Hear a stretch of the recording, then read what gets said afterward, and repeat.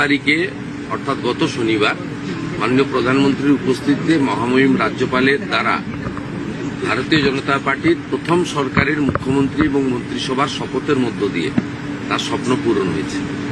এই ব্যক্তিটি অত্যন্ত নিঃস্বার্থভাবে পশ্চিমবাংলার গত 15 বছরের যে বিপর্যয়, সেই জায়গা থেকে বাংলাকে বাঁচানোর জন্য, পশ্চিমবাংলার হিতগৌরব ফিরিয়ে আনার জন্য এবং এখানকার রাষ্ট্রবাদীদেরকে বাঁচানোর জন্য, বিশেষ করে মা, বোন, দিদি, কন্যা তাদের সুরক্ষিত করার জন্য তিনি নিরলস চেষ্টা করেছেন।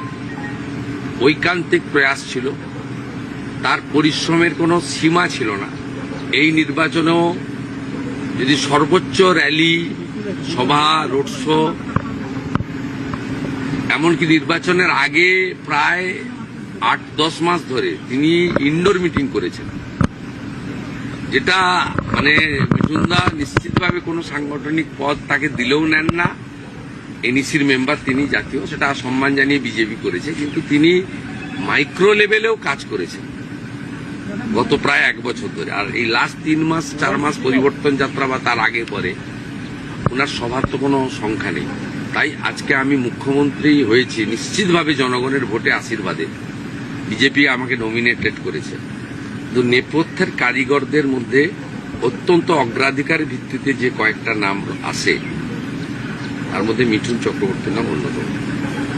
তাই আমার মিঠুনদা আমাকে কালকে বলেছিলেন আমি দেখা করতে চাই। আমি বললাম আপনি দেখা করবেন না, আপনার তৈরি করা মুখ্যমন্ত্রী আপনার কাছে আসবে। মুখ্যমন্ত্রীকে কি বলবে?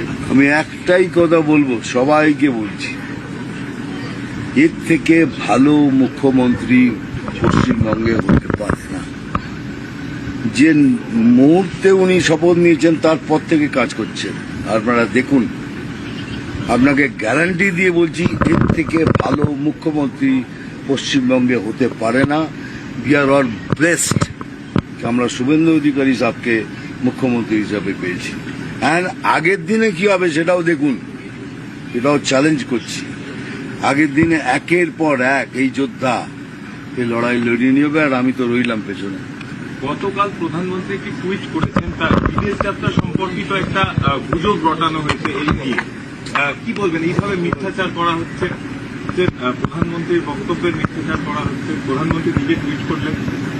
দেশের মধ্যে কিছু মানুষ আছেন যারা দেশকে অস্থির করতে চান, এবং দেশের প্রধানমন্ত্রীর যে বিশ্বব্যাপী ব্যাপ্তি, জনপ্রিয়তা, তাতে ঈর্ষান্বিত। তারা সিরিজ অব নির্বাচন হারছেন, মানুষ তাদের প্রত্যাখ্যান করছে।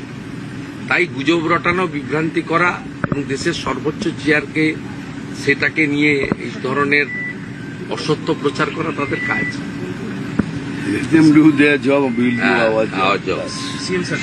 एकदम एक देखिए, मिठुनदा पिछले 5 साल से भी ज्यादा, करीब 6 साल उन्होंने पश्चिम बंगाल का परिवर्तन लाने के लिए बहुत मेहनत किया।